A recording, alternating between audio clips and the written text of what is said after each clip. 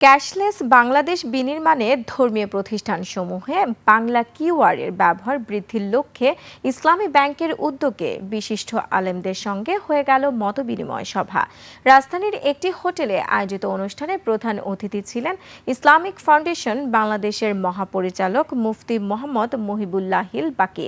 ব্যাংকের ভারপ্রাপ্ত managing director Mohammad Altaf হুসাইনের সভাপতিত্বে অন্যান্যের মধ্যে ব্যাংকের পরিচালনা পরিষদের চেয়ারম্যানের দায়িত্বে নিয়োজিত বাংলাদেশ ব্যাংকের নির্বাহী পরিচালক মোহাম্মদ জহির হোসেন এবং শরিয়া সুপারভাইজরি কমিটির চেয়ারম্যান মুফতি শামসুদ্দিন জিয়া সহ কর্মকর্তারা উপস্থিত ছিলেন।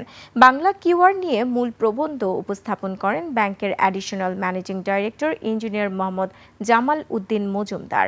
বক্তারা বলেন, প্রযুক্তির অগ্রগতির সঙ্গে আর্থিক লেনদেনের পরিবর্তনের সঙ্গে ধর্মীয় প্রতিষ্ঠানগুলোকেও সম্পৃক্ত করা সময়ের দাবি।